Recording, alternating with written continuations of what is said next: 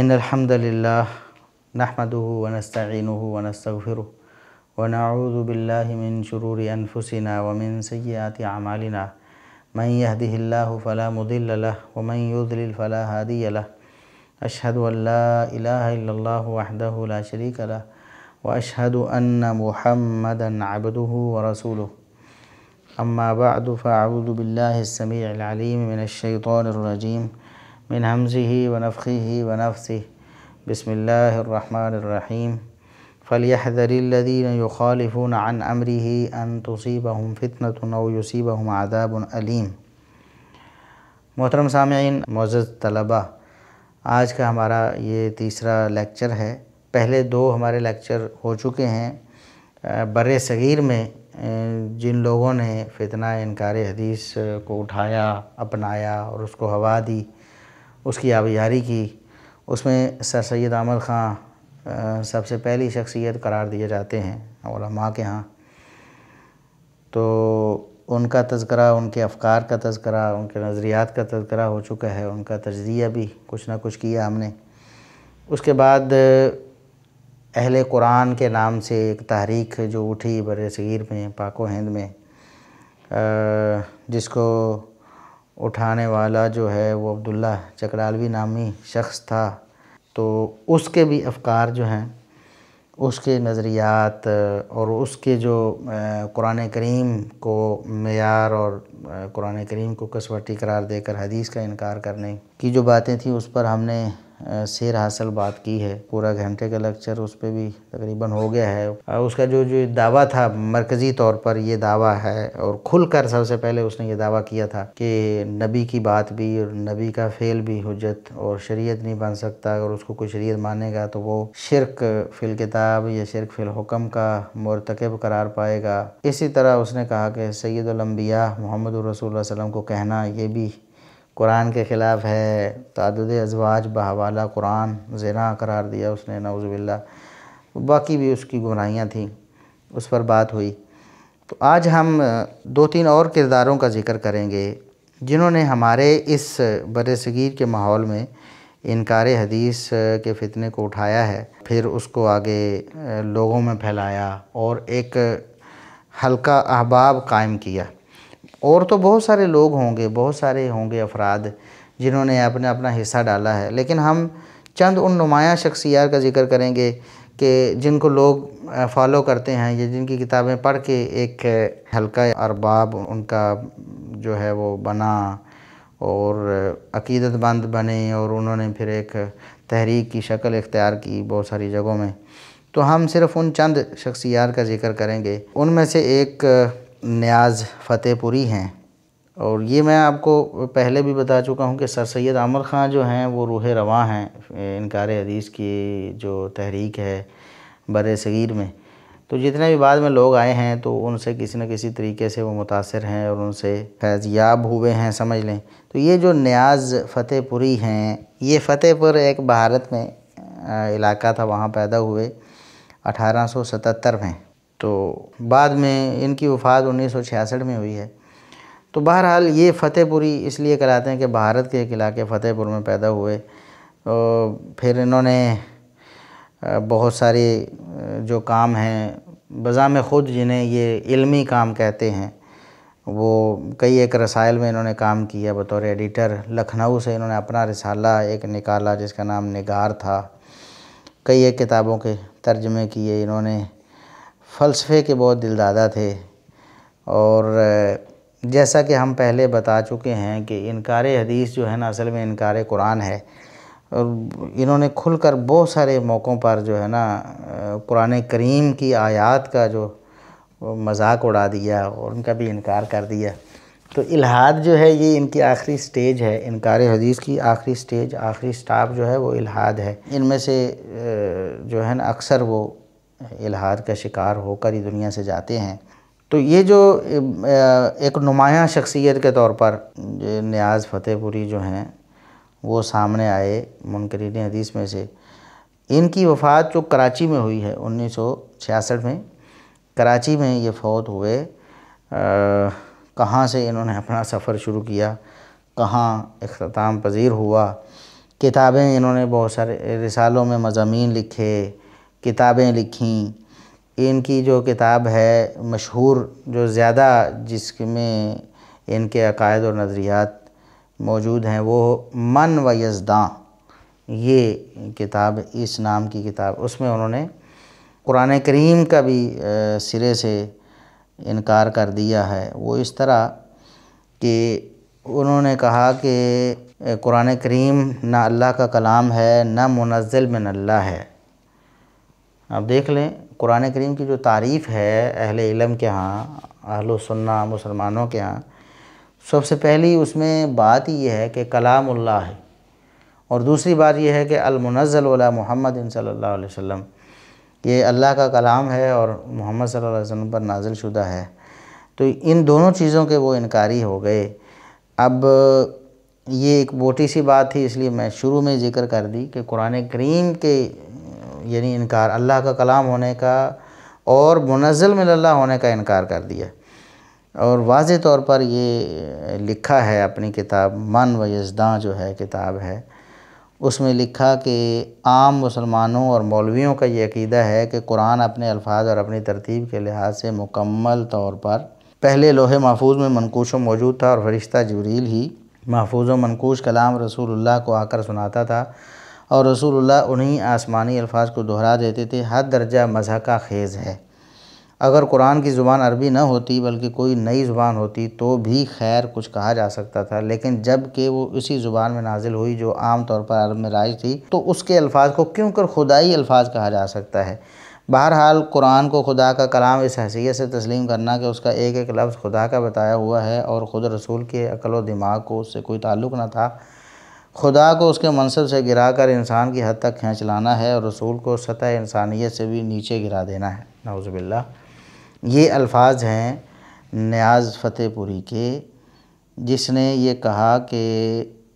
قرآن کریم اللہ رب العزت کا نازل کردہ نہیں ہے، اللہ کا کلام نہیں ہے، بلکہ اسے کسی اور کا کلام یا رسول کا کلام کہا، یا کسی اور کا کلام یا فرشتے کا کلام کہہ دیا۔ تو یہ ایسے نظریات کا یعنی خطرناک نظریات کا حامل یہ شخص ہے نیاز فتح پوری، اور اس نے جو یہ جو منکرین حدیث ہے سارے تکفیری بھی ہوتے ہیں، یعنی مسلمانوں کو یہ مسلمان نہیں سمجھتے، کیونکہ ان کا تو دین، مذہب، ان کے افکار، نظریات، عقائد ہی اور ہیں۔ اگر ان عقائد کو وہ درست نہ سمجھیں تو پھر تو اپنے آپ کو مسلمان نہ سمجھیں، اور اگر ان کو درست سمجھیں تو دیگر مسلمان پھر کافر قرار پائیں۔ چنانچہ علماء نے جو مطلب نقد کیا اور اس کی جو کفر پر مبنی حفوات تھیں اس پر جب بات کی، تو اس نے کہا کہ اگر مولویوں کی جماعت، یہ بھی من و یزداں جو کتاب ہے اسی میں، اگر مولویوں کی جماعت واقعی مسلمان ہے تو میں یقیناً کافر ہوں، اور اگر میں مسلمان ہوں تو یہ سب نامسلمان ہیں، کیونکہ ان کے نزدیک اسلام نام ہے صرف قرآن تقلید کا، اور تقلید بھی رسول و احکام و رسول کی نہیں بلکہ بخاری و مسلم و مالک وغیرہ کی، اور میں سمجھتا ہوں کہ حقیقی کیفیت یقین کی اس وقت تک پیدا نہیں ہو سکتی جب تک کہ ہر شخص اپنی سمجھ سے کسی نتیجہ پر نہ پہنچے۔ قصہ مختصر یہ کہ اولین بیزاری اسلامی لٹریچر کی طرف سے مجھ میں احادیث نے پیدا کی۔ اب دیکھیں خود مان رہے ہیں نیاز فتح پوری صاحب، منکرین حدیث کے جو ایک بڑے سرکردہ افراد میں سے ہیں، وہ مان رہے ہیں کہ میرے دل میں اسلامی لٹریچر سے بیزاری پیدا ہوئی، اور وہ بیزاری احادیث کی وجہ سے پیدا ہوئی۔ چلیں یہ تو مان لیا کہ اسلامی لٹریچر سے وہ بیزار ہیں، تو ایسے ہی لوگوں کو ملحد اور بے دین کہا جاتا ہے۔ ایسے لوگ زندیق ہوتے ہیں جو اسلامی لٹریچر سے بدظن ہو جائیں اور بیزار ہو جائیں۔ اب وہ کہتے ہیں کہ اگر حدیث کو ماننے والے مسلمان ہیں تو پھر میں کافر ہوں، اگر وہ کافر ہیں تو میں مسلمان ہوں۔ تو یہ تکفیر کا جو مسئلہ ہے یہ بڑا خطرناک ہے۔ لوگ آج کے دور میں بھی اس کی حساسیت کو جانتے ہیں، علماء نے بھی اس پر بہترین کلام کیا ہے اور اس کی سنگینی بتائی ہے۔ تو انہوں نے سارے مسلمانوں کی تکفیر کر دی، یعنی محدثین کی تکفیر کر دی، اہل الحدیث اہل السنہ کی تکفیر کر دی،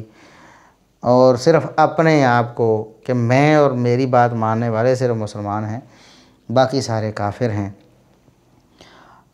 اسی طرح ایک جگہ لکھا ہے کہ اسی کتاب میں کہ کلام مجید کو نہ میں کلام خداوندی سمجھتا ہوں اور نہ الہام ربانی،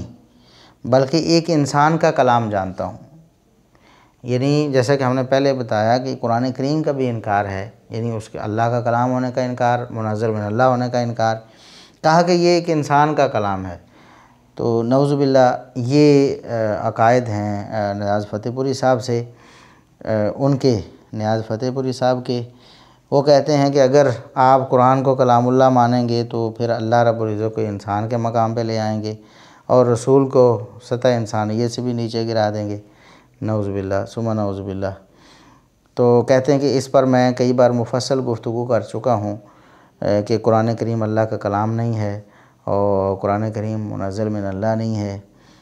اور پھر یہ جو باقی جو عقائد ہیں اسلام کے، ان کے بارے میں کیا ان کا تصور ہے، اس بارے میں بھی انہوں نے اپنی اسی کتاب میں لکھا ہے نیاز فتح پوری صاحب نے کہ ہر چند خدا کے اس جدید تصور سے انبیاء اور رسول، مصحف مقدسہ، حیات بعد الموت، دوزخ و جنت، ملائکہ و شیاطین، حشر و نشر، عذاب و ثواب ختم ہو جائیں گے یا ان کی کوئی توجیہ کرنا ہوگی، لیکن اس کا کوئی علاج نہیں۔ ہم کو ان مروجہ عقائد اور خدا دونوں میں سے ایک کو لینا ہے، اور غالباً یہ زیادہ آسان ہوگا کہ خدا کے مقابلے میں معتقدات کو پس پش ڈال دیا جائے۔ اب یہ دیکھیں کہ یہ حشر نشر، عذاب و ثواب، ملائکہ و شیاطین، دوزخ و جنت، حیات بعد الممات، تو سب کو وہ کہتے ہیں کہ ان کی یا تو کوئی توجیہ کریں ہم، یعنی جو ہمارے ذہن میں کوئی تصور آتا ہے اس کا، اس کو مانیں، تو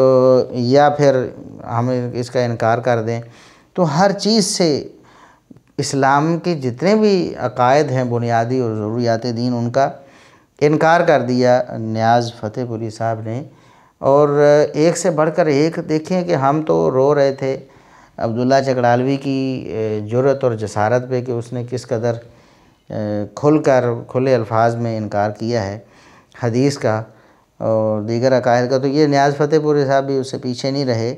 تو اب آگے میں بتاتا ہوں آپ کو کہ وہ لکھتے ہیں کہ خدا کو آگ برساتے ہوئے، خون اور پیپ پلاتے ہوئے، آتشیں کوڑے سے سزا دیتے ہوئے بہت زمانہ ہو چکا۔ یعنی نعوذ باللہ یہ جو قرآن کریم کی آیات ہیں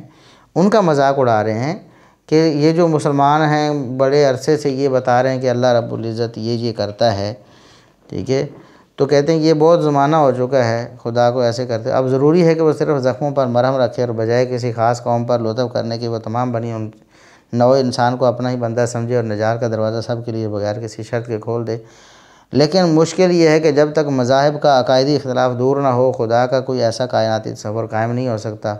اگر کوئی شخص اختلاف عقائد کو محمل قرار دیتا ہے تو اسے ملحد و کافر قرار دیا جاتا ہے۔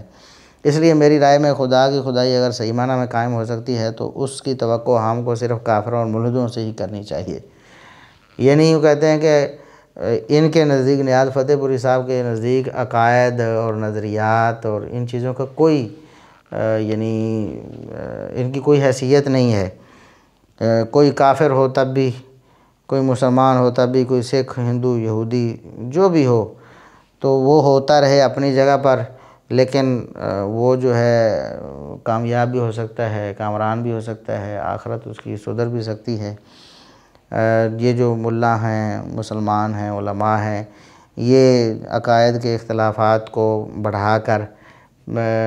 پھر ان کی بنیاد پر یہ کامیابی و کامرانی جو ہے اس کا سرٹیفکیٹ دیتے ہیں، اور اگر کوئی عقائد کے اختلاف کو ختم کر کے سب کو سرٹیفکیٹ دینا چاہے تو اسے یہ ملحد و کافر کہتے ہیں۔ تو اب دیکھیں کہ اللہ رب العزت کے حوالے سے ان کا کیا نظریہ ہے، جنت و جہنم کے بارے میں، حشر نشر کے بارے میں، شیاطین ملائکہ کے بارے میں، جنت دوزخ کے بارے میں۔ تو یہ کتنا مطلب ہے کہ دو ٹوک الفاظ میں یہ الحاد اور بے دینی پھیلا رہے ہیں۔ تو علماء نے اس لیے پھر ان پر فتویٰ لگایا۔ اب ظاہر ہے کہ ایک شخص کھلے عام اور پھر اس پر رد لکھا جاتا ہے، اس کو بتایا جاتا ہے، حجت تمام کی جاتی ہے اور وہ اپنی بات پر برقرار رہتا ہے، تو علماء پھر اس پر فتویٰ لگاتے ہیں کہ یہ شخص تو اپنے عقائد اور جو نظریات ہے جو کفریہ ہیں، جو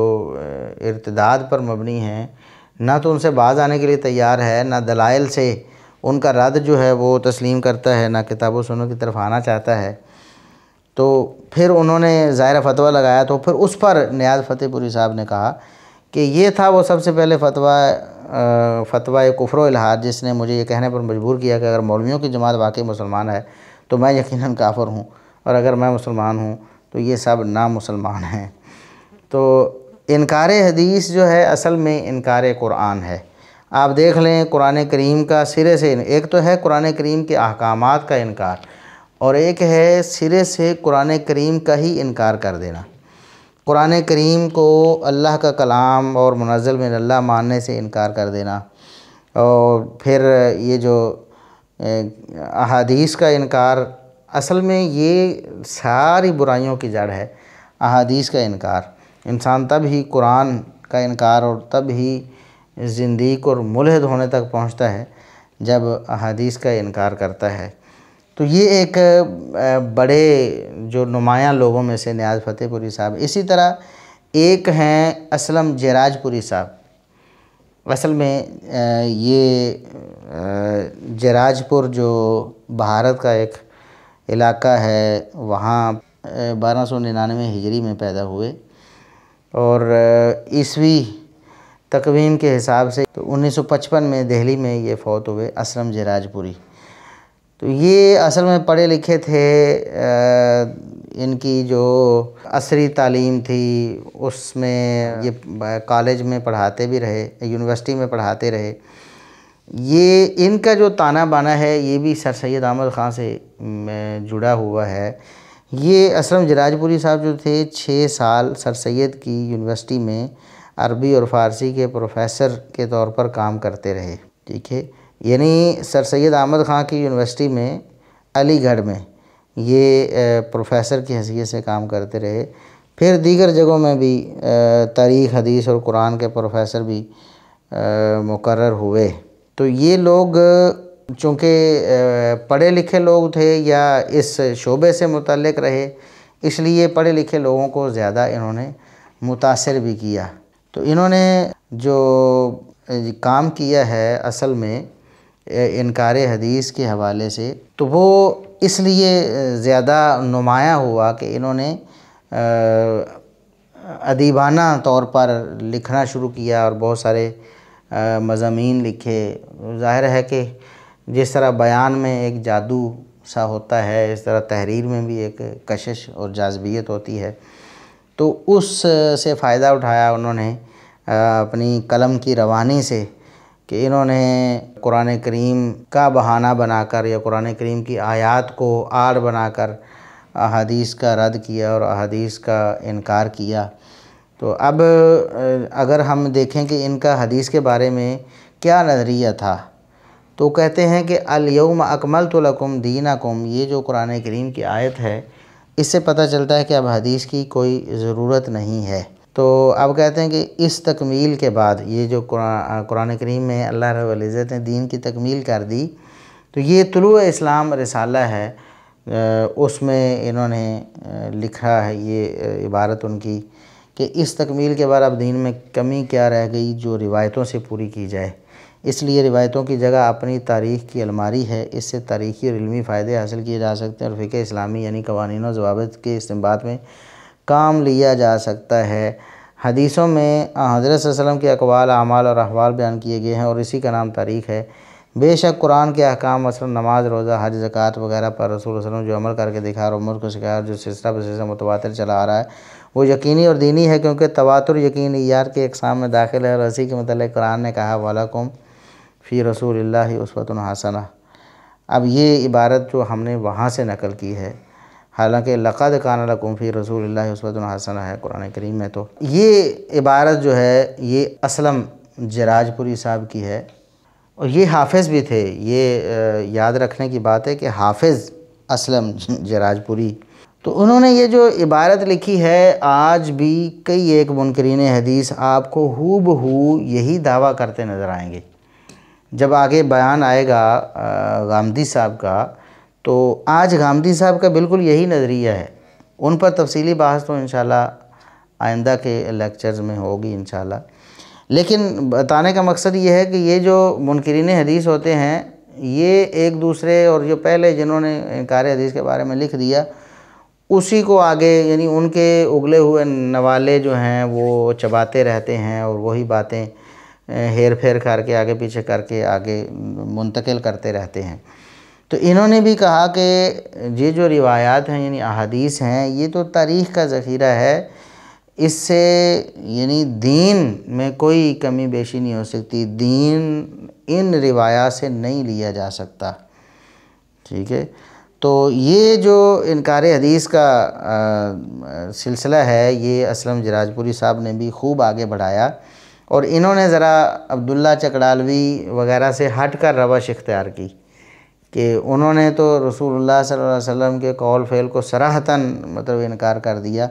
تو انہوں نے ایسا نہیں کیا۔ انہوں نے کہہ دیا کہ یہ تو چونکہ تاریخی ذخیرہ ہے اور ہمیں اس سے تاریخی اور علمی فائدہ حاصل ہوتا ہے، لیکن دین میں کوئی اس میں کمی بیشی نہیں ہوتی، دین مکمل ہو گیا ہے، الیوم اکملت لکم دینکم۔ حالانکہ اگر اس آیت پر غور کیا جائے تو اس میں اللہ رب العزت نے کیا فرمایا کہ یہ قرآن کی آیات سے ہی دین مکمل ہو گیا ہے،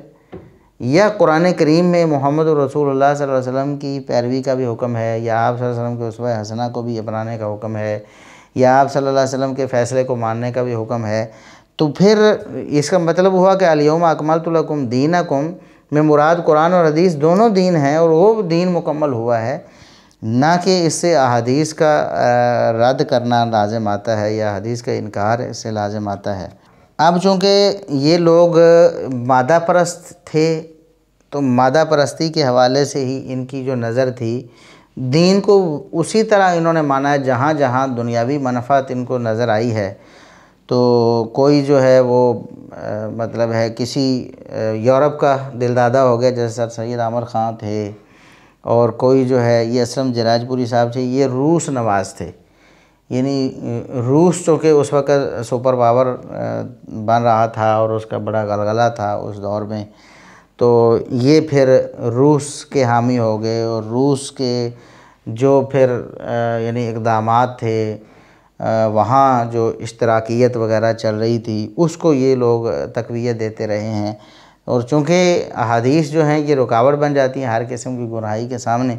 تو حدیث کا انکار کر کے پھر یہ اپنے مقاصد اور اہداف کو حاصل کرتے نظر آتے ہیں۔ تو یہ کہتے ہیں کہ یہ اسلم جراج پوری صاحب یہ کہتے ہیں جملہ مذاہب اشخاص پرستی سے پیدا ہوئے ہیں، ان کی تاریخ میں سوائے تفرقہ اندازی، سفک دم اور عداوت پیدا کرنے کے اور کچھ نہیں، اس کا مٹانا اسلام کا فریضہ ہے اور یہی روسیوں نے کیا ہے، یہی نفی لا ہے۔ یعنی جو اسلام کا اصل توحید ہے، سنت ہے، اسلام کا جو انقلاب ہے اس کو انہوں نے وہ روس پر فٹ کر دیا اور کہا کہ روسیوں نے یہ کیا ہے کہ سارے مذاہب جو ہیں ان کو ختم کر دیا ہے، چونکہ ان کا جو مذہب پر ایمان ہی نہیں، تو انہوں نے مذاہب کو ختم کر دیا ہے، مذاہب ہی تفرقہ بازی کا اور عداوت کا سبب پیدا کرنے والے تھے، تو روسیوں نے یہ کام کیا ہے اور یہی اصل اسلام کا مشن ہے۔ تو انہوں نے چونکہ یہ غلام احمد قادیانی کو دیکھیں تو وہ بھی اپنے آقاؤں کی عبادت اور پرستش میں اور غلوف میں وہ چاہے کافر بھی ہیں وہ مشغول ہیں، سر سید عامر خان بھی اسی طرح، اور یہ اسلم جراج پوری صاحب بھی اسی طرح روس کی جو وہ تعریفوں میں پل باندھتے ہیں، اور قرآن حکیم کے جتنے بھی انقلابی اقدامات ہیں ان کو روس پر فٹ کرتے نظر آتے ہیں۔ اس طرح ان کے عقائد کی اگر تفصیل آپ دیکھیں تو انہوں نے مرکز ملت کا تصور اور قرآنی نظام ربوبیت یہ کچھ اصطلاحیں ایسی بنائیں جن کو بنا کر انہوں نے احادیث کا انکار کیا، اور جہاں جہاں قرآن کریم میں نبی کریم صلی اللہ علیہ وسلم کی احادیث کا ذکر تھا یا پھر نماز، روزہ اور اس طرح کی چیزوں کا ذکر تھا، احادیث میں اس کی تفصیلات تھیں، تو ان کو مٹانے کے لیے انہوں نے قرآنی نظام ربوبیت اور مرکز ملت کا تصور، اس طرح کی اصطلاحات جو ہیں وہ ان کی ان کو ایجاد کیا اور پھر ان کے مطلب ہے کہ ان کی آڑ میں مسلمات جو اسلام ہیں ان کا انکار، مسلمات دین کا انکار کیا۔ اب وہ مثال کے طور پر حج کے موقع پر جو قربانی ہے اس کو سر سید احمد خان بھی لغو قرار دے چکے تھے۔ یہ بھی اس کو جو قربانی ہے حج کے موقع پر کھانے پینے کی ضرورت کے وقت قربانی اتنی ہی قربانی کرنی ہے جتنی حج کے موقع پر کھانے پینے کی ضرور۔ حالانکہ قرآن کریم میں واضح طور پر حج کے موقع پر جو ہے وہ قربانی کا ذکر ہے، لیکن یہ کہتے ہیں کہ حج کے موقع پر بھی ہر ایک شخص نے، یہ جس کے پاس طاقت ہے اس نے قربانی نہیں کرنی،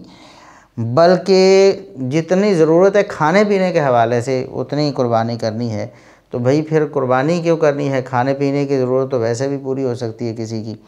تو یہ ان کے جو باطل نظریات ہیں یا جو مسلمات دینیہ کا انکار ہے ان میں سے ایک یہ ہے۔ اور اسی طرح تعدد ازواج کے بھی یہ قائل نہیں تھے، سر سید احمد خان بھی قائل نہیں، اور پیچھے ہم نے عبداللہ اور اس طرح دیگر منکرین حدیث کا پڑھا، تو یہ سارے ہی اس میں اب چونکہ یہ ایک اسلام پر یعنی اعتراض آتا تھا کہ اگر مرد جو ہے وہ زیادہ شادیاں کر سکتا ہے تو عورت کو کیوں اجازت نہیں، تو بجائے اس کا کہ ایک منطقی جواب دیتے تو اس کا جواب یہ اتنے نااہل ہیں، اس کا جواب دینے کی بجائے اس کا تعدد ازواج کا سرے سے انکار ہی کر دیا، قربانی کا سرے سے انکار ہی کر دیا۔ اس طرح سود کے حوالے سے انہوں نے جو ہے وہ مطلب اس کو جائز قرار دیا، مختلف قسم کے سود کو۔ اب اس میں اختلاف ہے، آگے منکرین حدیث کچھ جو ہے وہ بینک کے سیدھے سود کو جائز قرار دیتے ہیں اور کچھ اس حوالے سے تھوڑے تحفظات رکھتے ہیں، لیکن سود کی بہت ساری صورتوں کو انہوں نے جائز قرار دے دیا۔ عذاب قبر کا انکار کر دیا، والدین کی اطاعت کی نفی کر دی۔ یہ سارے حافظ اسلم جراج پوری جو ہیں ان کے نظریات ہیں۔ تو اصل میں یہ ایک آپ کہہ لیں کہ مورخ کی حیثیت رکھتے تھے، لیکن انہوں نے دینی معاملات میں بھی اتنا اپنا حق سمجھا کہ ہم اس میں بھی دخل اندازی کریں اور اس میں اپنا ایک نام بنائیں لوگوں کے ہاں۔ یہ شہرت بھی ایک بہت بڑا فتنہ ہے، اکثر لوگوں کو یہی فتنہ لے ڈوبا ہے کہ وہ سمجھتے ہیں کہ شہرت پانے کے لیے ہمیں کچھ انفرادیت پیدا کرنی ہوگی، کچھ نئے نقطے ایسے لوگ سمجھیں کہ ایسا، یہ تو لاجک کسی نے بیان ہی نہیں کی اور یہ نقطہ تو کسی نے بیان ہی نہیں کیا۔ تو اس طرح کر کے بھی کئی لوگ مطلب اکثر لوگوں کی گمراہی کا یہ سبب بنا ہے۔ تو یہ کئی ایک اور گمراہ لوگ تھے، ان کے کاموں کو اپنے نام سے بھی پیش کرتے رہے اسلم جراج پوری صاحب۔ احمد دین احمد تسری جو تھا یہ ایک منکر حدیث تھا، اس کی کتاب تھی میراث اسلام، اس کا عربی میں الوراثہ فی الاسلام کے نام سے ترجمہ شائع کیا اور اپنی تصنیف قرار دی، اس کا ترجمہ کر کے اسے اپنی تصنیف بنا کر پیش کیا۔ اور اسی طرح تاریخ امت کے نام سے ایک کتاب تھی، وہ بھی اصل میں کسی اور کی کتاب سے چوری کر کے انہوں نے لکھی۔ تو بہرحال یہ ایک جو نمایاں شخصیات ہیں، اسلم جراج پوری صاحب انہی میں سے ایک ہیں جو منکرین حدیث کی نمایاں شخصیات ہیں۔ اور آخر میں اگر ہم بات کریں، جیسے ہم کہتے ہیں کہ اختتام جو ہے بر صغیر کے یہ جو فتنہ ہے انکار حدیث کا، جنہوں نے انکار حدیث کے حوالے سے نمایاں کام کیا ہے، ان میں سے اگر آخر میں اگر آپ نام کسی کا لیں تو وہ غلام احمد پرویز ہے۔ غلام احمد پرویز یہ اس تحریک کا گویا کہ آپ اختتام مکمل طور پر تو نہیں کہہ سکتے، لیکن ایک حوالے سے اختتام ہے کہ اس کے بعد جو ہیں پھر انہی کے خوشہ چین ہیں، کسی نہ کسی کے۔ اب غلام محمد پرویز ہے تو اب منکرین حدیث کی اکثریت جو ہے اسی کے اقوال و افعال کی پیروی کرتی ہے۔ باقی آگے جو بھی فتنہ اٹھتا ہے انہی میں سے کسی کے قول فعل اور کسی کے نظریے کو لے کر آگے اٹھتا ہے۔ تو غلام احمد پرویز جو ہے یہ ان نمایاں شخصیات میں سے ہے بر صغیر میں جنہوں نے یہ حدیث کا انکار کیا اور اس کو آگے ہوا دی۔ اور یہ سر سید احمد خان سے یہ متاثر ہیں، اور یہ میں پہلے بھی بتا چکا ہوں کہ سر سید احمد خان سر خیل ہیں اس انکار حدیث کے بر صغیر میں، اور بعد میں جو بھی آیا ہے اس نے کچھ نہ کچھ تو فیض پایا ہے سر سید احمد خان سے۔ تو یہ بھی سر سید احمد خان کے زاویہ فکر کو اختیار کر کے بلکہ اس کو مزید وسیع کرنے کے لیے کوشش کرتے رہے، یعنی سر سید احمد خان کی فکر کو اور زیادہ آگے لے جانے کی کوشش انہوں نے کی ہے۔ تو یہ غلام احمد پرویز ہے، اس کے دور میں فتنہ انکار حدیث پورے عروج پر پہنچا، یعنی اس کو بڑی شہرت ملی، اس فتنے کو بڑی ہوا ملی اور بڑے لوگ جو ہیں متاثر ہوئے۔ اس کی وجہ یہ تھی کہ ان کا جو انداز تھا ادیبانہ اور بڑے سلیقہ دار اور بڑا پیچیدہ سا انداز تھا کہ عام بندہ بڑا آسانی سے اس کے اندر الجھ جاتا تھا، اور اس عبارت کو یا اس جو فکر جو وہ دینا چاہتے تھے اس کو اپنانے پر مجبور ہو جاتا تھا۔ تو کیونکہ یہ جو ادیبانہ رنگ ہے کسی بات کو دے دینا، اور پھر عام بندے کے لیے بہت مشکل ہو جاتا ہے کہ اس میں جو انہوں نے گمراہی اس میں چھپائی ہے اس عبارت میں، اس کو وہ کیسے سمجھے، مشکل ہو جاتا ہے عام انسان کے لیے۔ تو پھر انہوں نے بھی جو اور کام کیے ان میں سے ایک مفہوم القرآن کے نام سے تفسیر بھی لکھی ہے کئی جلدوں میں۔ تو آپ ظاہر ہے کہ تفسیر کو دیکھ کر تو ایک بندہ، جس طرح میں نے بتایا سر سید احمد خان نے بھی تفسیر لکھی ہے، تو بندہ جو ہے وہ گمراہ ہوتا ہے، متاثر ہو جاتا ہے کہ جی اچھا مفسر قرآن ہے، تفسیر کے نام پہ کیا کیا گمراہیاں انہوں نے پھیلائیں، ان کا ذکر تو ہم آگے کرنے والے ہیں۔ تو یہ جو غلام احمد پرویز ہے، اس نے اپنی جو تحریر ہے نا اس کے جادو میں لوگوں کو پھنسایا ہے، اور تحریر بھی بہت زیادہ اس کی کتابیں، اگر آپ بعض لوگوں نے تو کہا جی انہوں نے پتہ نہیں 20 کتابیں یا 50 تک بھی دعویٰ کیا کہ انہوں نے کتابیں لکھی، تو چھوٹے چھوٹے رسالے بھی کتابوں میں شمار کیے۔ تو بہت کام انہوں نے کیا ہے اپنے مشن جو انکار حدیث کا تھا اس کو آگے پھیلانے کے لیے۔ اگر آپ دیکھیں کہ جتنا انہوں نے اسلام کے عقائد کا انکار کیا ہے، کتنا واضح انداز میں ایک عام مسلمان جو ہے اگر اس کو متاثر ہونے سے پہلے یہ باتیں ایسے بتا دی جائیں سیدھی سیدھی، تو وہ کبھی بھی اس سے متاثر نہ ہو اور دور ہو جائے۔ اصل مسئلہ یہ ہوتا ہے کہ عام کچھ عبارتیں ایسی یہ لکھتے ہیں کہ عام بندہ پڑھ کر ان سے متاثر ہوتا ہے کہ بہت اچھی اچھی باتیں کرتے ہیں، اور ان اچھی باتوں کے اندر ایک آدھ جو ہے وہ بات کرتے ہیں، پھر ان کا لٹریچر کوئی شخص پڑھنا شروع کر دیتا ہے، پھر ایک آدھ بات آتی ہے، تو سلو پوائزن جسے آپ کہتے ہیں نا جی، آہستہ آہستہ کر کے جو زہر دیتے ہیں، تو پھر وہ زہر کی مقدار جب زیادہ ہو جاتی ہے تو انسان اس سے ہلاک ہو جاتا ہے۔ تو یہ بھی اپنی گمراہیاں تھوڑی تھوڑی کر کے ایک ایک کر کے انسانوں کے ذہنوں میں ڈالتے ہیں۔ لٹریچر کے جو دلدادہ ہوتے ہیں لوگ، وہ پھر پڑھنا شروع کرتے ہیں،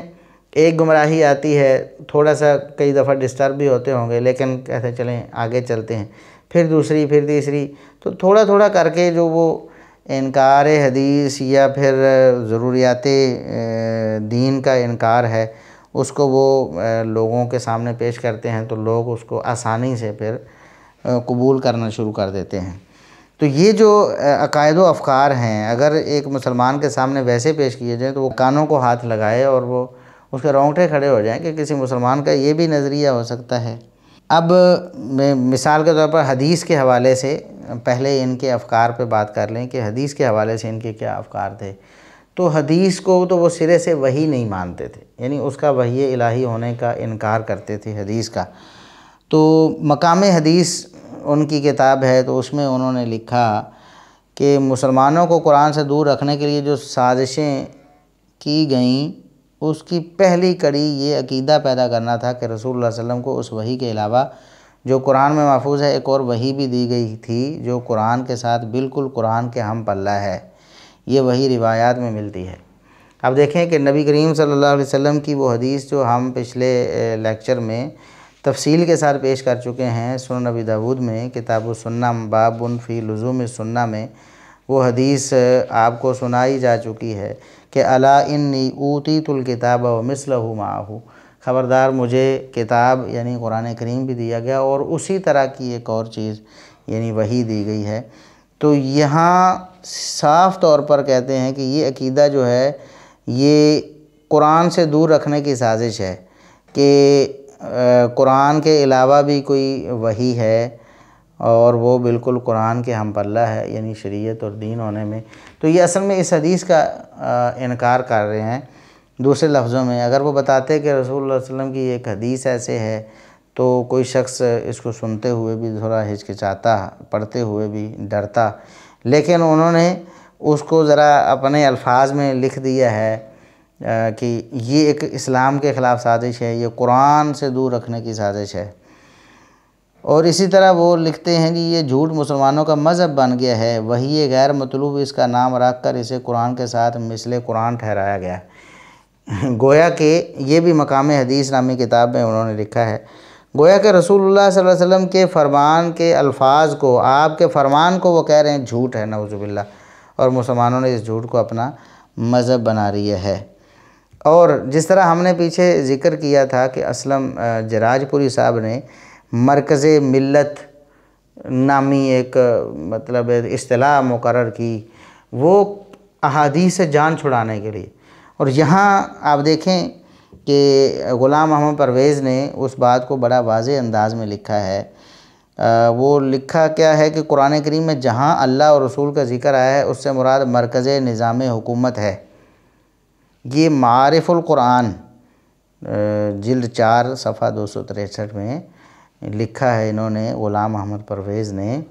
کہ جہاں جہاں قرآن میں اللہ اور رسول کا ذکر آیا ہے اس سے مراد مرکز نظام حکومت ہے، یعنی اللہ کی بات مانو، رسول صلی اللہ علیہ وسلم کی بات مانو، اتباع قرآن و حدیث کی جہاں بات آئی تو اس کو کہتے ہیں مرکز نظام حکومت، یعنی جو آپ کی حکومت ہے وہ جو حکم دے گی وہ اللہ رسول کا حکم ہے، نعوذ باللہ ثم نعوذ باللہ۔ تو یہ وہ یعنی سازشیں ہیں جو اسلام کے خلاف اور پیغمبر اسلام صلی اللہ علیہ وسلم کے خلاف کی گئی ہیں۔ یہ غلام محمد پرویز نے صاف طور پر نبی کریم صلی اللہ علیہ وسلم بلکہ اللہ رب العزت کی اطاعت کا بھی انکار کر دیا ہے کہ اس سے مراد مرکز نظام حکومت ہے۔ اور اپنی کتاب قرآنی فیصلے میں وہ لکھتے ہیں جی مرکز ملت کو اختیار ہے کہ وہ عبادات، نماز، روزہ، معاملات، اخلاق، غرض جس چیز میں چاہے رد و بدل کر دے۔ لو مسئلہ ہی ختم کر دیا، یعنی انکار حدیث کہاں، انکار قرآن، انکار اسلام، انکار دین، انکار مذہب تک انسان کو لے جاتا ہے۔ اب وہ کہتے ہیں کہ جی مرکز ملت کون ہے؟ مرکز نظام حکومت، جو پیچھے ذکر جو حکومت ہے اس کو اختیار ہے کہ وہ قرآن حدیث اور قرآن اللہ اور اس کے رسول صلی اللہ علیہ وسلم کی دی ہوئی عبادات، نماز، روزہ وغیرہ جس میں چاہے رد و بدل کر دے۔ حتیٰ کہ اخلاق میں اگر کوئی حکومت کہے جھوٹ بولنا درست ہے تو کہیں کہ درست ہو گیا ہے، چاہے قرآن اسے منع بھی کر رہا ہے۔ اب وہ آگے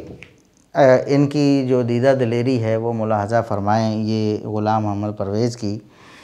اس لیے یہ کہتے ہیں کہ یہ انکار حدیث کی تحریک کا جو ہے نا وہ آخری سرا ہے کہ باقی سارے منکرین حدیث جو بعد والے ہیں انہی کے خوشہ چین ہیں۔ اب وہ کہتے ہیں جی رسول کی اطاعت نہیں کیونکہ وہ زندہ نہیں۔ یہ اسلامی نظام نامی ان کا جو ان کی کتاب ہے اس میں رسول کی اطاعت نہیں کیونکہ وہ زندہ نہیں ہے۔ رسول چونکہ زندہ نہیں ہے اس لیے ان کی اطاعت نہیں۔ اب زندہ جو ہے وہ حکمران ہے، وہ چاہے آپ کو غلط حکم دے، صحیح حکم دے، آپ نے اس کو ماننا ہے، وہ رسول کی اطاعت ان کے بقول، نعوذ باللہ ثم نعوذ باللہ۔ اب اسی طرح جس طرح سر سید احمد خان اور دیگر منکرین حدیث چونکہ انکار حدیث سے یہ سارے سلسلے نکلتے ہیں، یہ ساری راہیں وہاں سے کھلتی ہیں، تو فرشتوں کا بھی انکار کر دیا۔ کہا کہ ملائکہ سے مراد وہ نفسیاتی محرکات ہیں جو انسانی قلوب میں اثرات مرتب کرتے ہیں۔ یہ لغات القرآن میں انہوں نے لکھا ہے جلد 1 صفحہ 244 میں، یہ غلام محمد پرویز نے، کہ ملائکہ سے مراد نفسیاتی محرکات ہیں، یعنی یہ کوئی الگ سے کوئی مخلوق نہیں ہے فرشتے تو نفسیاتی محرکات ہیں۔ یہ وہی سر سید احمد خان اور دیگر منکرین حدیث کا نظریہ کہ فرشتوں کا انکار، نماز، روزہ اور باقی چیزوں کا انکار قرآنی فیصلے نامی کتاب میں صفحہ 301 میں لکھتے ہیں، ہماری صلاۃ وہی ہے جو ہندو مذہب میں پوجا پاٹ کہلاتی ہے۔ نعوذ باللہ ثم نعوذ باللہ۔ کہتے ہیں ہندو مذہب کی پوجا پاٹ اور ہماری نماز ایک جیسی ہے، یعنی مسلمان جو نماز پڑھتے ہیں وہ ہندوؤں کی پوجا پاٹ سے متاثر ہو کر پڑھتے ہیں۔ ہمارے روزے وہی ہیں جنہیں مذہب میں برت کہا جاتا ہے، ہماری زکوٰۃ وہی ہے جسے خیرات کہتے ہیں، ہمارا حج مذہب کی یاترا ہے۔ ہمارے ہاں یہ سب کچھ اس لیے ہوتا ہے کہ اس سے ثواب ہوتا ہے، یہ تمام عبادت اس لیے سر انجام دی جاتی ہیں کہ یہ خدا کا حکم ہے۔ ان امور کو نہ افادیت سے کچھ تعلق ہے نہ عقل و بصیرت سے کچھ واسطہ ہے۔ آج ہم اسی مقام پر ہیں جہاں اسلام سے پہلے دنیا تھی۔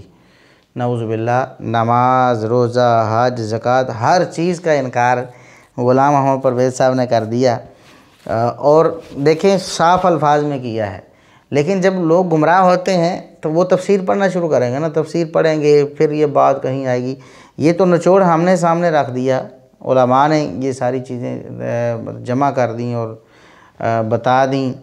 تو اب پڑھنے والا شخص تو فوراً پریشان ہوگا۔ لیکن اگر وہ شخص کتابیں، اس کا لٹریچر پڑھنا شروع کرتا ہے ایک طرف سے، تو یہ ساری باتیں تو پتہ نہیں کتنے سالوں میں وہ پڑھے گا۔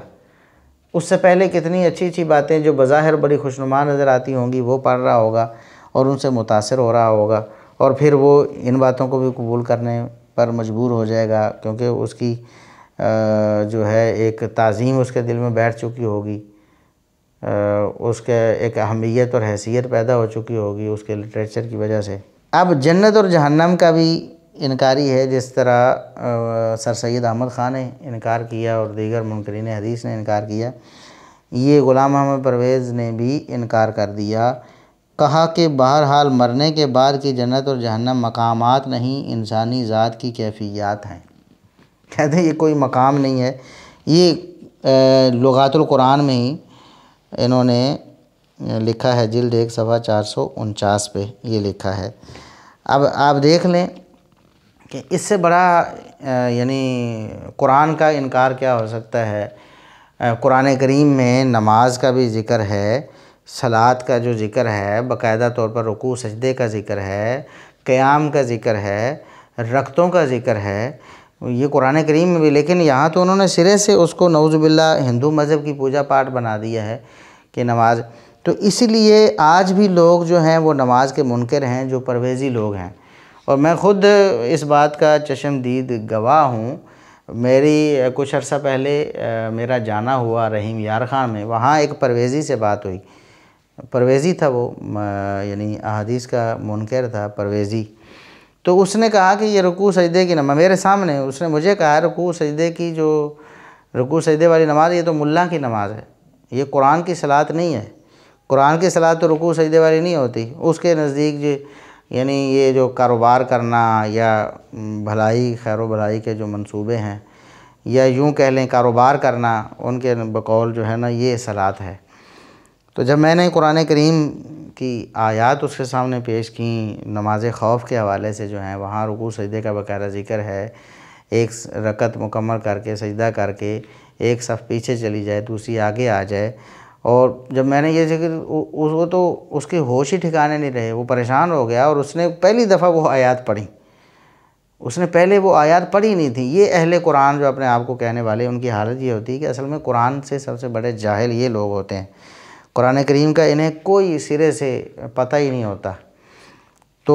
اب یہ قرآن نماز کے بھی منکر ہیں، اور جتنے پرویزی ہیں وہ سارے نماز کے منکر ہیں، یہ بات طے ہے۔ اور منکرین حدیث جیسا میں نے بتایا، کوئی 2 نمازیں پڑھتا ہے، کوئی 1 نماز پڑھتا ہے، کوئی 4 پڑھتا ہے، کوئی 3، کوئی 5، کوئی تواتر کو بہانہ بنا لیتا ہے کہ نہیں نمازیں ہمیں تواتر سے ملی ہیں، تو کوئی جو ہے ان کی رکھتے ہیں کچھ پڑھتا ہے، کوئی صرف جس طرح پیچھے ہم نے ذکر کیا، بعض منکرین حدیث جو ہیں وہ ایک ہی یعنی قیام میں کھڑے ہو کر چند آیتیں پڑھ کے اسی کو نماز سمجھ لیتے ہیں۔ تو بہرحال یہ ان کی بھانت بھانت کی بولیاں ہیں، جو ان کے اصل میں یہ نفس پرستی ہے، خواہش پرستی ہے، عقل پرستی، جس کی عقل میں، جس کے خیال میں جو بات آتی ہے وہ اسی کے مطابق جو ہے وہ عمل کرنا شروع کر دیتا ہے، اسی کو اپنا مذہب بنا لیتا ہے۔ اب حلت و حرمت کے بارے میں آپ نے دیکھ لیا کہ حدیث کا انکار کرنے کی وجہ سے پیچھے جب بات ہوئی تھی عبداللہ چکڑالوی کی، تو وہاں تفصیل سے بات ہوئی تھی کہ حلت و حرمت اگر قرآن کریم کے ساتھ نبی کریم صلی اللہ علیہ وسلم کی احادیث کو دین نہ مانا جائے تو حلت و حرمت کا سارا تصور جو ہے نا وہ خراب ہو جاتا ہے اور ساری حرام چیزیں حلال ہو جاتی ہیں۔ تو انہوں نے بھی، غلام محمد پرویز نے بھی لکھا ہے کہ قرآن کی روح سے صرف مردار، بہتا خون، خنزیر کا گوشت اور غیر اللہ کے نام پر غیر اللہ کی طرف منسوب چیزیں حرام، ان کے علاوہ کچھ حرام نہیں۔ ہمارے مروجہ اسلام میں حرام و حلال کی جو طولانی فہرستیں ہیں وہ سب انسانوں کی خود ساختہ ہیں۔ اب یہ حلال و حرام کی تحقیق کے نام سے انہوں نے ایک مضمون لکھا تھا ماہنامہ طلوع اسلام میں، جو مئی 1952 میں شائع ہوا۔ تو یہ دیکھیں کتنا یعنی کھلے انداز سے وہ کتے کو حلال کہہ رہے ہیں، گدھے کو، اور پھر چوہے کو، اور یہ ساری چیزوں کو، درندوں کو، سب کو حلال کہہ رہے ہیں، کیونکہ وہ کہہ رہے ہیں کہ یہ ساری فہرستیں جو انسانوں نے اپنی طرف سے بنائی ہوئی ہیں، اور قرآن کی روح سے صرف خنزیر کا گوشت حرام ہے یا مردار کا گوشت حرام ہے، باقی کوئی حرام نہیں۔ اسی طرح معجزات کا انکار اگر آپ دیکھیں سر سید احمد خان نے کیا اور دیگر منکرین حدیث نے کیا، تو غلام محمد پرویز بھی معجزات کے انکاری ہیں۔ لکھا ہے انہوں نے کہ رسول اکرم صلی اللہ علیہ وسلم کو قرآن کے سوا کوئی معجزہ نہیں دیا۔ یہ معارف القرآن جلد 4 صفحہ 731 پہ انہوں نے لکھا کہ قرآن کریم ہی معجزہ ہے، اس کے علاوہ کوئی معجزہ نہیں۔ تو اب دیکھ لیں معجزات کے بھی یہ انکاری ہیں، یہ سارے منکرین حدیث مشترکہ طور پر معجزات کے انکاری ہیں۔ اور اسی طرح آخرت کا انکار، کہتے ہیں قرآن ماضی کی طرف نگاہ رکھنے کی بجائے ہمیشہ مستقبل کو سامنے رکھنے کی تاکید کرتا ہے، اسی کا نام ایمان بالآخرت ہے۔ یعنی اپنے مستقبل، دنیا میں جو آپ کا مستقبل ہے وہی آپ کی آخرت ہے۔ یہ بھی غلام محمد پرویز نے لکھا ہے، سلیم کے نام 21واں خط، جلد 2 صفحہ 124۔ تو اب دیکھ لیں کہ حدیث کو اگر ہم خارج کر دیں دین سے تو پھر دین کا حلیہ، اسلام کا حلیہ کیا رہ جاتا ہے؟ اس کا حلیہ بگڑ کر، ٹھیک ہے، عبادات بھی گئیں، احکام شرعیہ بھی گئے، حلال و حرام بھی گئے، تو اس کا یعنی حلیہ کیا بن جاتا ہے دین کا؟ دین اگر ہے تو حدیث کے ساتھ، حدیث کے بغیر کوئی دین نہیں کسی کا، نہ حلال و حرام، نہ عبادات، کچھ بھی نہیں رہ جاتا۔ اب قرآن کریم جو وہ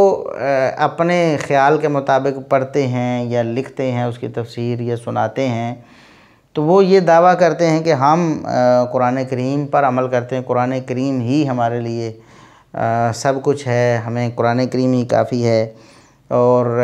قرآن کریم لا ریب کتاب ہے اور ہم اسی کو مانتے ہیں۔ تو اس کو کیا مانتے ہیں؟ اب ان کا جو دعویٰ ہے کہ قرآن کریم چونکہ حقائق پر مبنی ہے اور ابدی کتاب ہے، اور اس کے جو بیان ہیں وہ غیر متبدل ہیں، لہٰذا ہم جو کچھ کہتے ہیں ہم بھی حتمی اور یقینی کہتے ہیں۔ لیکن اگر ہم ان کی کارستانیوں کو دیکھیں اور خود ان کے طرز عمل کو دیکھیں تو ان کا جھوٹ بڑا واضح طور پر پکڑا جاتا ہے۔ اب پرویز صاحب نے یہ دعویٰ کیا کہ میرے افکار میں کوئی تضاد نہیں۔ کیوں؟ کیونکہ میرے افکار کی بنیاد قرآن کریم ہے، اور قرآن کریم ابدی کتاب ہے۔ قرآن کریم انہوں نے لکھا ہے طلوع اسلام میں، رسالے میں، کہ قرآن کو حجت و سند ماننے والے کے لیے یہ ناممکن ہے کہ وہ آج کچھ کہہ دے اور کل کو کچھ اور۔ قرآن کا متبع نہ مداہنت کر سکتا ہے اور نہ کسی سے مفاہمت۔ اب یہ بات انہوں نے لکھی ہے طلوع اسلام دسمبر 1980 کے شمارے میں۔ اب 1938 میں یہ جاری ہوا تھا، یعنی 1938 میں یہ طلوع اسلام، اور تقسیم ہند کے بعد 1948 سے اب تک مسلسل متواتر پابندی وقت کے ساتھ جاری رہا طلوع اسلام، یعنی کہ آج کے دور تک وہ چلتا رہا طلوع اسلام رسالہ جو ہے، یہ ان کے بقول۔ یہ غلام احمد پرویز 1984 میں خود اسی طلوع اسلام میں لکھ رہے ہیں کہ طلوع اسلام 1938 میں جاری ہوا اور تقسیم ہند کے بعد 1948 سے لے کر اب تک مسلسل اور متواتر پابندی وقت کے ساتھ جاری رہا۔ قرآنی رہنمائی اور علم انسانی کی روشنی میں زمانے کے تقاضوں اور حالات حاضرہ کا جائزہ لینا اس کا مشن ہے۔ اس کی اشاعتوں کے انبار میں سے آپ کوئی سے 2 پرچے اٹھا لیجئے، جہاں تک قرآنی فکر کا تعلق ہے آپ کو اس میں کوئی تضاد، کوئی تخالف نہیں ملے گا۔ یہ اس لیے کہ قرآن کریم کی روح سے اس کے من جانب اللہ ہونے کی ایک دلیل یہ بھی ہے کہ اس میں کوئی تضاد نہیں، کوئی اختلاف نہیں، اس لیے جو کچھ قرآنی رہنمائی میں کہا جائے گا اس میں بھی کوئی تضاد و تخالف نہ ہوگا۔ اب یہ 1984 میں لکھ رہے ہیں یہ بات کہ 1938 سے لے کر 1984 تک اس رسالے میں جو کچھ لکھا گیا ہے اس میں کوئی تضاد نہیں ملے گا، کیونکہ ہم تو قرآن کو ماننے والے ہیں، اور قرآن کو ماننے والوں کے قول میں کبھی تضاد نہیں آ سکتا۔ گویا کہ یہ لوگ اپنے آپ اپنے قول کو بھی قرآن قرار دے دیتے ہیں کہ جس طرح قرآن لازوال ہے، ابدی ہے، اور اس میں کوئی تضاد نہیں، ہماری باتوں میں ہمارے استنباط، استدلال یا ہمارے مفہوم جو ہم نے بیان کیے ان میں بھی کوئی تضاد نہیں ہو سکتا۔ نعوذ باللہ، یہ اپنے قول کو قرآن کے مقام پہ لے جاتے ہیں۔ اب ہم دیکھتے ہیں کہ کیا یہ باتیں واقعی درست ہیں ان کی؟ کیا یہ واقعی ایسے ہی ہے کہ جو قرآن کریم سے انہوں نے سمجھا ہے 1938 میں 1984 تک ویسے ہی ہے؟ اب اگر ہم دیکھتے ہیں تو بہت سارے تضاد نظر آتے ہیں ان کے، خود ان کی تحریروں، پرویز صاحب کی غلام محمد پرویز کی تحریروں میں بہت سارے تضاد ہیں۔ جیسا کہ نوح علیہ السلام کی عمر کے بارے میں ایک موقع پر انہوں نے لکھا ہوا ہے کہ 950 برس عمر تھی، 950 سال ہی عمر تھی، جس طرح قرآن کریم میں اور ہم بھی مانتے ہیں۔ یہ معارف القرآن میں جلد 2 صفحہ 374 میں انہوں نے لکھا، صفحہ 376 میں انہوں نے لکھا۔ اس وقت یہ مانتے تھے کہ نوح علیہ السلام کی عمر 950 سال ہے، لیکن بعد میں اسی معارف القرآن کی جلد 2 میں انہوں نے اس بات کو بدل دیا اور نوح علیہ السلام کی جو عمر تھی 950 سال اس کا انکار کر دیا، کہتے ہیں کہ حقیقت یہ ہے کہ جس قوم پر صدیوں سے سوچنا حرام ہو چکا ہو اور تقلید لیکن زندگی کی محمود روش قرار پا چکی ہو، یعنی تقلید اچھی لگنے لگی لوگوں کو، ان میں فکری صلاحیتیں بہت کم باقی رہ جاتی ہیں، لہٰذا ہمیں اس مقصد کے لیے بھی مغرب کے محققین کی طرف ہی رجوع کرنا ہوگا۔ تو جب انہوں نے مغرب کی طرف رجوع کہا، یہ سلیم کے نام خط، جو سلیم کے نام، یہ جو ان کی کتاب ہے جلد 3 صفحہ 151، اس میں انہوں نے یعنی لکھا کہ ہمیں مغرب کے محققین کی طرف رجوع کرنا چاہیے۔ جب انہوں نے رجوع کیا تو اس کے بعد کیا لکھا؟ کہتے ہیں کہ نوح علیہ السلام کی عمر 200 سال تھی۔ اچھا، کیسے کہتے ہیں؟ عربی لغت میں سنہ کا اطلاق فصل پر بھی ہوتا ہے جو سال میں 4 ہوتی ہیں، یعنی 4 فصلوں کا ایک سال ہوتا ہے، اس اعتبار سے الف سنہ کے معنی یوں ہوا کہ 250 سال، اور عام پورے سال کو کہتے ہیں، اس لیے اگر 50 عامن کو اس میں سے منہا کر دیا جائے تو باقی 200 سال رہ جاتے ہیں، اور اتنی عمر کچھ ایسی مستبعد نہیں ہے، یعنی کوئی زیادہ دور یعنی زیادہ بعید نہیں ہے۔ اب یہ جوئے نور کے نام سے انہوں نے یہ معارف القرآن کی جلد 2 کو بدل دیا، یعنی جو وہاں لکھا تھا اس کو جوئے نور میں صفحہ 34 میں یہ لکھا کہ اس سے مراد 200 سال عمر ہے، 950 سال عمر نہیں ہے۔ اب دیکھیں کہ اگر تو ان کے بقول ان کا جو قرآن کریم کا مفہوم ہے یا ان کا جو فہم ہے قرآن کا، اس میں کوئی تضاد نہیں، تو یہ پھر تضاد کیا ہے؟ اس کا کیا جواب دیں گے کہ کبھی کہتے ہیں 950 سال عمر ہے اور کبھی کہتے ہیں 200 سال عمر ہے، اور دونوں کو کہتے ہیں کہ اس میں تضاد نہیں، تو کیوں تضاد نہیں؟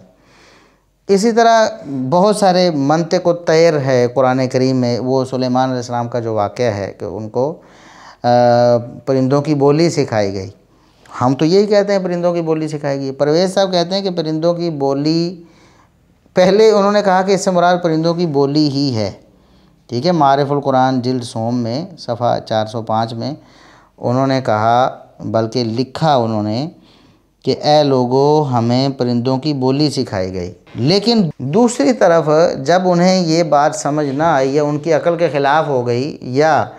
مغرب کے محققین کے زیر اثر وہ چلے گئے، تو انہوں نے منطق الطیر کا معنی کر دیا گھوڑوں کا لشکر۔ اب یہ کس لغت کے حساب سے یا کس وجہ سے کیا انہوں نے، یہ ایک الگ سے یعنی قابل بحث چیز ہے کہ کون سے دلائل ان کے پاس آئے۔ لغت بھی منطق الطیر، منطق کا معنی بولی ہے اور طیر کا معنی پرندہ ہے، اب لغت بھی یہ نہیں کہتی، نہ گھوڑے اور نہ لشکر، کیسے انہوں نے بنا لیے؟ تو بہرحال انہوں نے برق طور نامی کتاب ہے، صفحہ 253 میں انہوں نے لکھا کہ گھوڑوں کے رسالہ کے متعلق علم، منطق الطیر سے مراد گھوڑوں کے رسالہ یعنی گھوڑوں کے لشکر کے متعلق علم اس زمانہ میں بہت بڑی چیز تھی، تو یہ سلیمان علیہ السلام کو سکھائی گئی۔ منطق الطیر سے مراد گھوڑوں کے لشکر۔ تو اب دیکھیں منطق الطیر کا مطلب پرندوں کی بولی یا پھر گھوڑوں کا لشکر، دونوں بالکل ایک دوسرے سے جدا ہیں اور الگ ہیں، دونوں ایک دوسرے کے متضاد ہیں، لیکن پھر بھی ان کا دعویٰ ہے کہ ہم نے قرآن کو سمجھا ہے، اور قرآن سمجھنے کی وجہ سے اگر قرآن کو سمجھیں تو کوئی اختلاف نہیں ہوگا، اور اگر حدیث کو ساتھ ملائیں، حدیث کی روشنی میں قرآن کو سمجھیں تب اختلاف ہوگا۔ لیکن خود دیکھیں کہ زمین و آسمان کا فرق آ جاتا ہے۔ اسی طرح اور بہت سارے معاملات ہیں۔ قوم نوح کی ہلاکت کی وجہ کیا ہے؟ ایک جگہ لکھا کہ قوم نوح تکذیب حق کے باعث ہلاک کی گئی، یہ انہوں نے معارف القرآن جلد 2 صفحہ 370 پہ لکھا ہے۔ اور دوسری جگہ لکھتے ہیں کہ قوم نوح کا انجام بدعمالیوں کی وجہ سے نہیں تھا، ٹھیک ہے۔ اور یہ جوئے نور میں صفحہ 29 پہ انہوں نے لکھا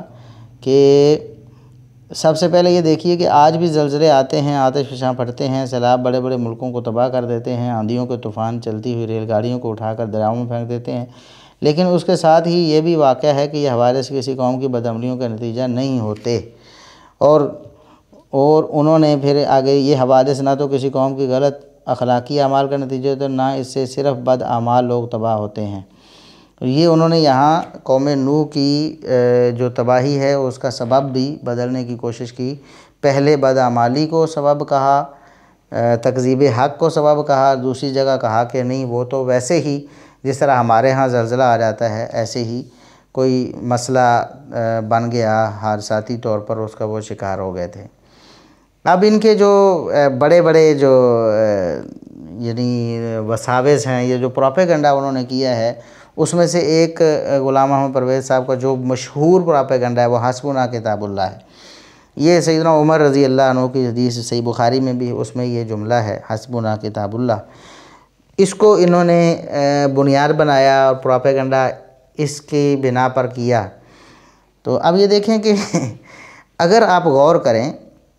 کہ یہ ٹکڑا اور یہ جملہ سیدنا عمر بن خطاب رضی اللہ عنہ نے صحابہ کرام کی موجودگی میں بولا، تو اس جملے سے وہ اثر یا وہ مفہوم صحابہ کرام نے نہیں لیا جو 2 گمراہ فرقوں نے لیا۔ ایک تو شیعہ نے اس کا مفہوم لیا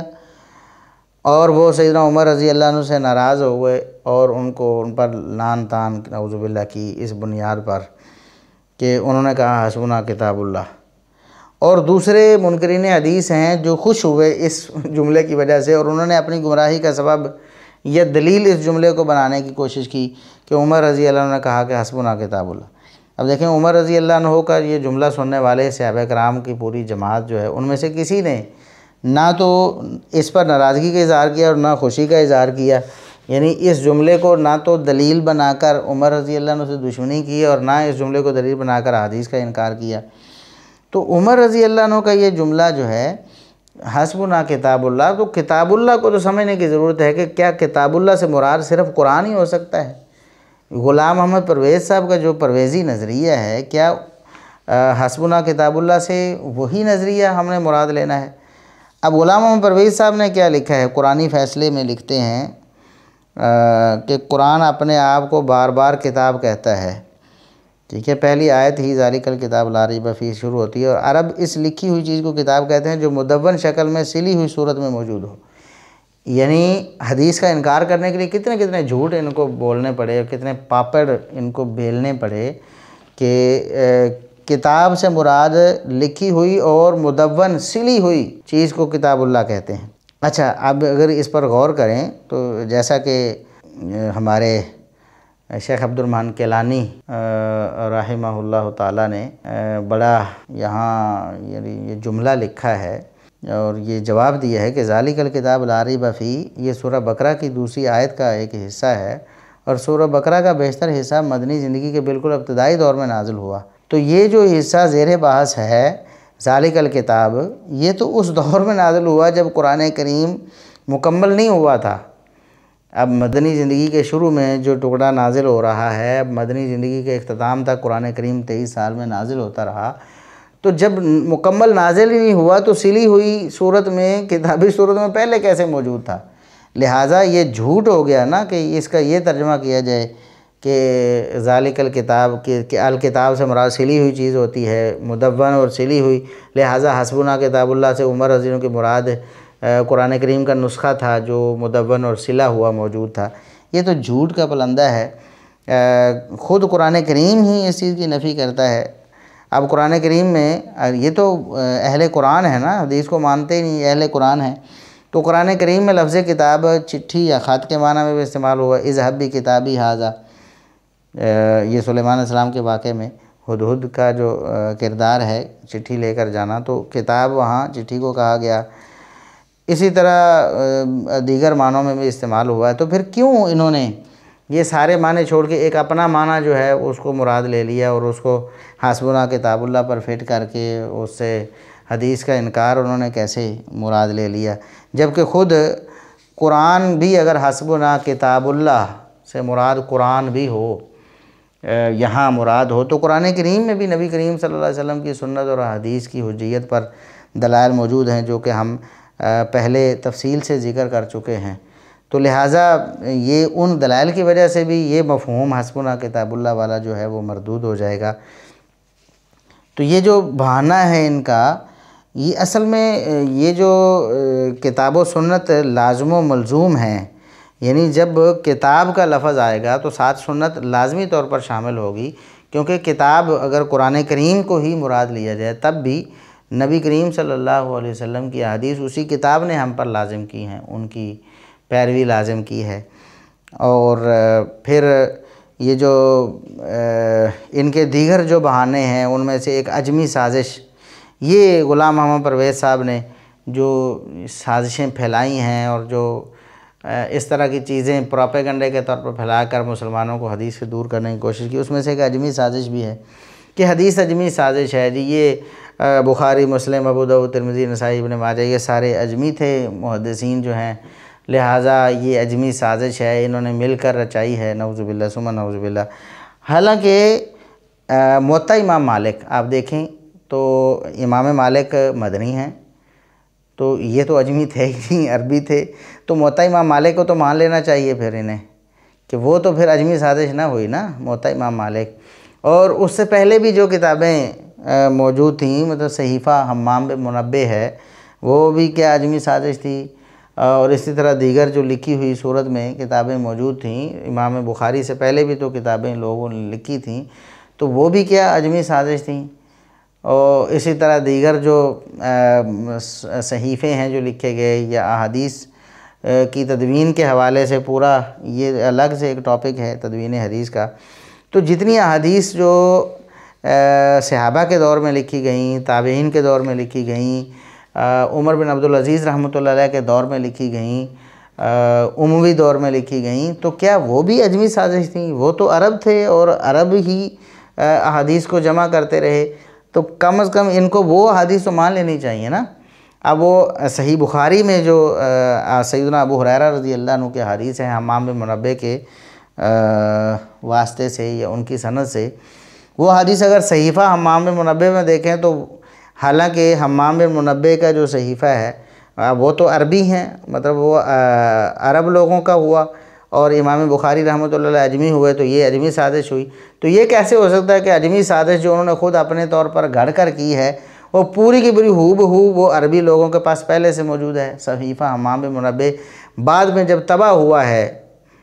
جب اس کو دنیا کے سامنے لایا گیا، کہ ایک تابعی حمام بن منبہ رحمۃ اللہ علیہ نے سیدنا ابو ہریرہ رضی اللہ عنہ سے یہ کتاب حدیث جو ہیں وہ نقل کی ہیں، تو وہ ہو بہو صحیح بخاری میں اسی طرح موجود ہیں، جبکہ امام بخاری رحمۃ اللہ علیہ کے پاس سند ہی تھی ان حدیثوں کی وہ صحیفہ حمام بن منبہ نہیں تھا ان کے پاس۔ تو یہ اجمی سازش والا جھوٹ بھی ان لوگوں کا بالکل واضح جھوٹ ہے۔ اسی طرح ظن و یقین کی بحث جو چلاتے ہیں، اس میں آئندہ بھی انشاءاللہ بات ہو جائے گی، کیونکہ ہمارے جو 2 لیکچر رہتے ہیں جو فراہی مکتب فکر اور غامدی مکتب فکر سے متعلق ہیں، تو ان میں یہ چیز جو ہے وہ زیادہ ہے۔ جیسے امین حسن اصلاحی صاحب ہیں، ان کے ہاں بھی یہ ظن و یقین کی بحث ہے، چونکہ یہ لوگ کھل کر اس طرح تو حدیث کا انکار نہیں کرتے جس طرح انہوں نے کیا ہے، غلام محمد پرویز وغیرہ نے یا عبداللہ چکڑالوی وغیرہ نے۔ یہ ذرا ڈھکے چھپے لفظوں میں،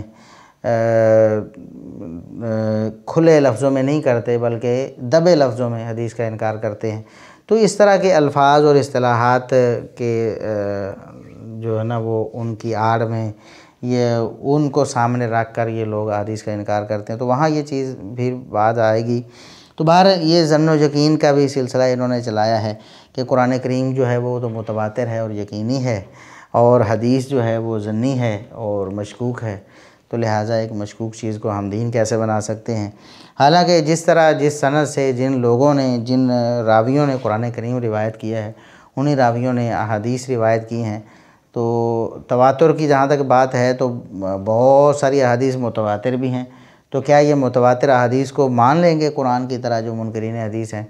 جب وہ کہیں کہ صرف قرآن ہے تو اس کا مطلب ہے متواتر احادیث کو بھی نہیں مانتے، اور قرآن کریم کا متواتر ہونا بھی تو اسی طرح سند سے ہی یا روات سے ہی یا لوگوں سے ہی ہمیں معلوم ہوا ہے کہ اس دور میں ہر دور میں قرآن کریم پڑھا جاتا تھا اور یہی قرآن کریم تھا۔ تو یہ سارے ہیلے بہانے ہیں ان لوگوں کے منکرین حدیث کے۔ تو یہ غلام محمد پرویز جو ہے یہ اس سلسلے کا آخری، آپ اس سلسلے کی آخری کڑی کہہ لیں، کہ جو کھلے عام انکار حدیث کے مرتکب ہوتے تھے یا جسارت کر کے کہتے تھے کہ ہم حدیث کو نہیں مانتے، کہ یہ صرف قرآن کافی ہے۔ تو اسی پر ہم اس لیکچر کا اختتام کرتے ہیں۔ انشاءاللہ اب جو ہمارے 2 لیکچرز باقی ہیں وہ فراہی اور غامدی مکتب فکر یا ان کا جو ایک نظریہ ہے اس پر انشاءاللہ ہوں گے۔